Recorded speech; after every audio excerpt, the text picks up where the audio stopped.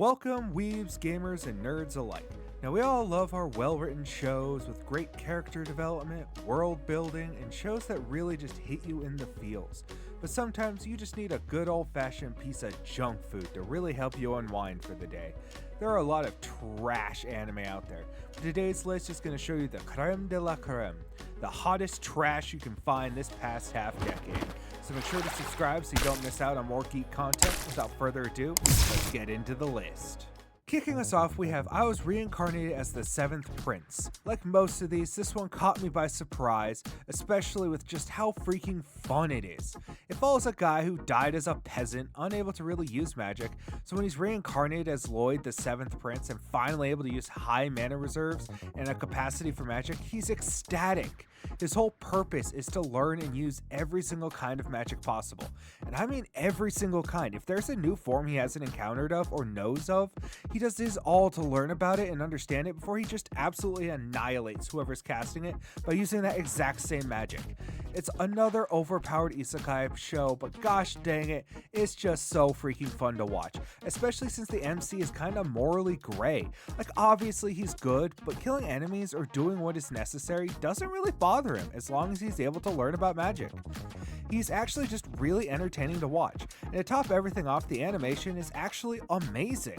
A lot better than you'd expect of a seasonal isekai. Think of this as a junk food version of Mob Psycho, and if that sounds interesting, it's definitely worth a watch. Next up, we have Yakuza Fiancé. We have to spread out the trash a little bit since not all garbage is isekai, believe it or not. So now we have a drama romance. This is basically a very toxic relationship in which viewers believe they can fix him and her both and inevitably root for whatever this relationship is.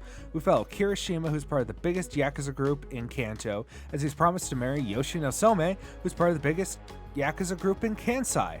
So obviously you can see how well this is going to go. They're both brash, aggressive, outgoing personalities, and they end up butting heads quite often as they get into and out of many different situations. However, being the masochist that he is, Kirishima finds out just how much like him that she is, and does everything in his power to make her both hate and love him, as long as she feels some kind of feeling towards him. What ensues is actually a decent romance story with some good mystery and crime elements, and not too bad of writing. The animation does take an episode to get used to, but all around it's a pretty decent watch and definitely worth it if you're tired of the usual high school romance stories. Now we have the wrong way to use healing magic. And back to the isekai, as we have a pretty unique spin on the healer trope, as he uses his healing ability to heal himself while he trains so that he can push far past his limits and become ridiculously strong. Of course, this also has plot, and definitely plot. But all in all, its story, while generic, is decent and holds together well with the unique spin. We follow Usato, who is accidentally summoned with the two actual heroes into this fantasy world. It just so happens that his mana type is green, which they try and hide as it's rare, and the leader of the healing corps is, well, a bit overzealous and strict. And before they can whisk him away to safety, the leader Rose catches him and puts him to work in some absolutely grueling training scenarios. We get some decent looking fights, good story, and a likable side cast, including Bluren, the rescued dangerous blue bear. The comedy hits when it needs to and does what Redo of Healer failed so miserably to do. Next, we have the most notorious talker runs the world's greatest clan. Maybe I have a problem, but this MC is just kind of entertaining to watch. He's another really cold-hearted, will do whatever it takes to accomplish his dream, which just kind of feels like a breath of fresh air compared to the massive amount of stoic, good-hearted, good-intentioned characters, which are good in their own right, but sometimes you need that ruthless character every now and then to spice things up. We follow Noel, who's the grandson of the legendary seeker Overdeath, and he wants to surpass his power, but it turns out he's a talker, which is a support class, also known as the weakest of them all. But he uses his silver tongue and cunning to gather allies, form great plans, and become the strongest clan out there. Instead of buying his party from slavery like other isekai, he actually sells 2 of his party members into slavery for betraying him. He actively works for crime families, teams up with an assassin who was kicked out of her clan for being too good of an assassin, and dismantles other parties' friendships to steal their best member, all to further his goals. This is high quality trash, and while it doesn't have top tier writing or storytelling, it makes up for it in having just a fun ass time seeing what cunning plan Noel has up his sleeve. Now we have Trapped in a Dating Sim. We have another isekai, as it tends to rule the fun trash genre, and this time the MC slips and dies and gets reincarnated as a background character in a dating sim game that he was attempting to 100% for his sister. In this world, woman reigns supreme as only beautiful men have a chance at sitting at the table. Luckily for the MC Leon, he remembers everything from the game, and so he goes on a revolution of sorts so he can live a nice, quiet, comfortable lifestyle.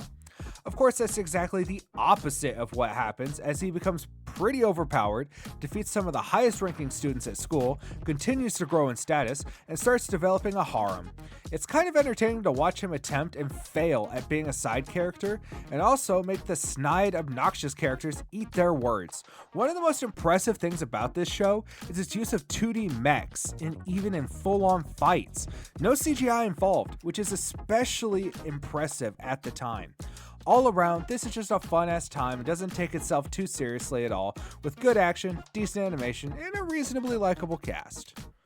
Now we have Reborn as a Vending Machine. Okay, hear me out on this one. So the premise is dumb, and I do mean pretty dumb, as the main character dies from a vending machine falling on him, and then it becomes a vending machine in a fantasy world.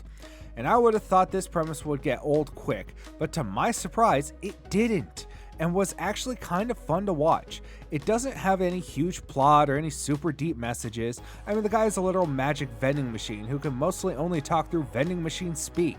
But this show does a good job of developing its characters and the relationships they have with one another and the MC. He can also change into different kinds of vending machines to fit the current situation and help out his friends, and in some cases save lives. The world building is a lot more in depth than you'd expect from a show like this, and it has some funny moments too. It also doesn't hurt that the opening is done by Bradio, the same band that did Death Parade's iconic opening. This is 100% a turn your brain off and have some fun watching a talking vending machine help fantasy creatures develop a village. Now we have my dear friend Nokotan. Speaking of turning your brain off and just having fun, this is almost the textbook definition of that. It's about a deer girl who enrolls at a high school and starts the deer club, becoming the resident deer along with the former delinquent turned honor student and club president Tarako, and the club's adventures. I don't really know exactly how to explain this one, as it's seriously just a gag show, from her antlers being able to extend at will and keep growing and growing, to being able to use them as bombs, to Nokotan and Tarako's sister having a quiz show competition on embarrassing information about Tarako, to even Nokotan basically being a deer god and getting into a boxing match with mascots who are actually an assassin group. This show goes all over the place, but the comedy hits every time and the references are always on point. This is also animated by Studio Wit. Yeah, you know, the studio behind provoking and story-rich stories like Attack on Titan and Vinland Saga.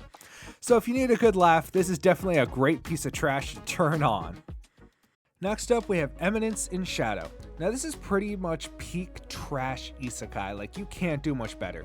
The MC of this show, Sid, is a vigilante in the real world, and he's trained his body and skills to the absolute limit. But when he sees he can't go any further, he dies and is reincarnated in a fantasy world and just wants to pull the strings from the shadows and run a huge criminal or syndicate. He spins the tale of an evil cult that's out to take over the world. Funny thing is, though, is that cult that he thought he made up actually exists and are pissed at his power fantasy that he has going on.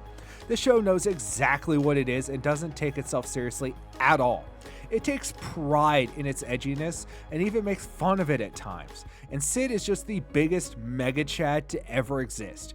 He has a huge ass harem of badass, overpowered women he saved and then became part of his group called Shadow Garden, and all he really cares about is money and looking cool. The animation is amazing, and the sound design, dare I say, is some of the best out there, especially when he does his over-the-top, kinda cringy atomic scenes that are just so freaking cool. as of right now, I would go so far as to say this is one of my favorite isekai in general. So if you want some fun, thrilling, plot-filled anime, definitely do yourself a favor and check this one out.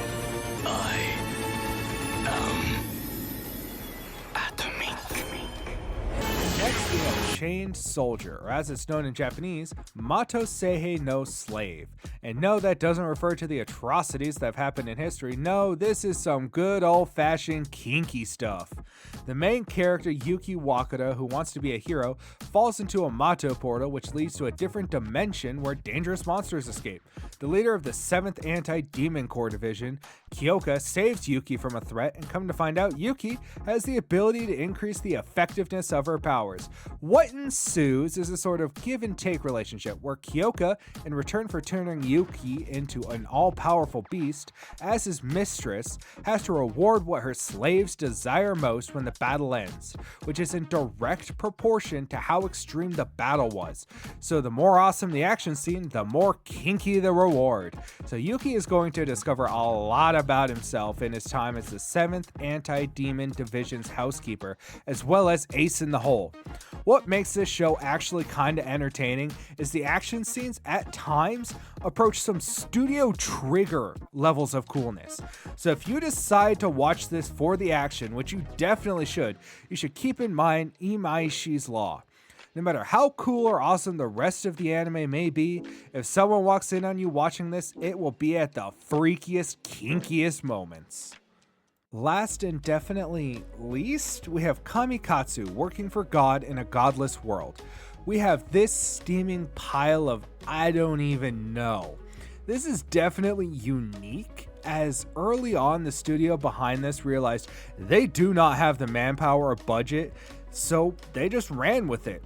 This isekai about a bodybuilding cult leader's son dying in a botched ritual and being reincarnated in a world without a concept of religion is definitely an interesting hook, to say the least. And from start to finish, this was definitely a roller coaster of a show.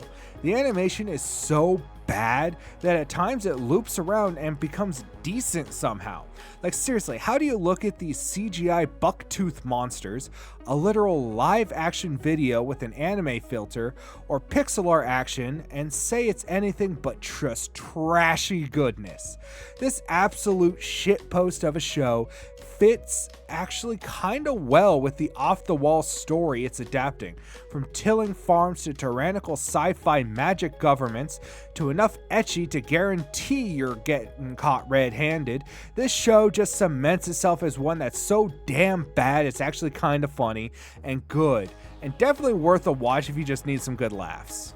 And that wraps up our list for the best trashy anime this decade so far.